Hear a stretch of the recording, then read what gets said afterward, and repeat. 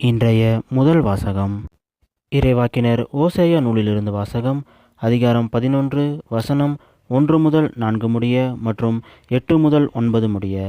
ஆண்டவர் கூறுவது: இஸ்ரேல் குழந்தையாய் இருந்தபோது அவன் மேல் அன்பு கூர்ந்தேன். எகிப்திலிருந்து என் மகனை அழைத்து வந்தேன். எவ்வளவுக்கு நான் அவர்களை வருந்தி அழைத்தேனோ அவ்வளவுக்கு என்னை விட்டு பிடிவாதமாய் விலகி போனார்கள். பாகாலுக்கு பலியிட்டார்கள், சிலைகளுக்கு தூபம் காட்டினார்கள். ஆனால் எப்ராயிமுக்கு நடைபயிற்றுவித்தது நானே, அவர்களை கையிலேந்தியதும் நானே, ஆயினும் அவர்களை குணமாக்கியதும் நானே என்பதை அவர்கள் உணராமல் போனார்கள். பரிவு என்னும் கட்டுகளால் அவர்களை பிணைத்து அன்பு கயிறுகளால் கட்டி நடத்தி வந்தேன். அவர்கள் கழுத்தின் மேல் இருந்த நுகத்தை அகற்றினேன். அவர்கள் பக்கம் சாய்ந்து உணவு ஊட்டினேன். என் உள்ளம் கோபத்தை வெறுத்து ஒதுக்குகின்றது. என் இரக்கம் பொங்கி வழிகின்றது. என் சீற்றத்தின் கனலை கொட்டமாட்டேன். எப்ராஹீமை அழிக்க திரும்பி வரமாட்டேன். நான் இறைவன், வெறும் மனிதன் அல்ல.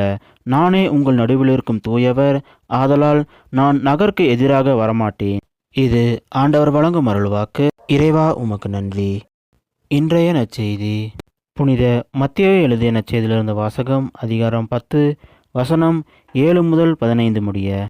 அக்காலத்தில் இயேசு தம் சீடர்களை நோக்கி கூறியது: நீங்கள் சென்று விண்ணரசு நெருங்கி வந்துவிட்டது என பறைசாற்றுங்கள். நலம் குன்றியவர்களை குணமாக்குங்கள். இறந்தோரை உயிர் பெற்றல செய்யுங்கள். தொழுநோயாளரை நலமாக்குங்கள். பேய்களை ஓட்டுங்கள். கொடையாக பெற்றீர்கள், கொடையாகவே வழங்குங்கள். பொன், வெள்ளி, செப்புக்காசு எதையும் உங்கள் இடைக்கச்சைகளில் வைத்து கொள்ள வேண்டாம். பயணத்திற்காக பையோ, 2 அங்கிகளோ, மிதியடிகளோ, கைத்தடியோ எடுத்துக்கொண்டு போக வேண்டாம். ஏனெனில் வேலையால் தம் உணவுக்கு உரிமை உடையவரே. நீங்கள் எந்த நகருக்கோ ஊருக்கோ சென்றாலும் அங்கே உங்களை ஏற்க தகுதியுடையவர் யாரென கேட்டு அறியுங்கள். அங்கிருந்து புறப்படும் வரை அவரோடு தங்கியிருங்கள். அந்த வீட்டுக்குள் செல்லும் பொழுதே வீட்டாருக்கு வாழ்த்து கூறுங்கள். வீட்டார் தகுதி உள்ளவராய் இருந்தால் நீங்கள் வாழ்த்தி கூறிய அமைதி அவர்கள் மேல் தங்கட்டும்.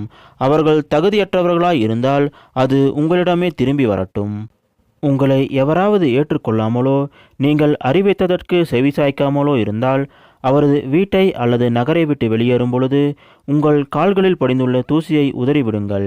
தீர்ப்பு நாளில் சோதோம் கொமாரா பகுதிகளுக்கு கிடைக்கும் தண்டனையை விட அந்நகருக்கு கிடைக்கும் தண்டனை கடினமாகவே இருக்கும் என நான் உறுதியாக உங்களுக்கு சொல்கிறேன். இது கிறிஸ்து வழங்கும் நற்செய்தி. கிறிஸ்துவே உமக்கு புகழ்.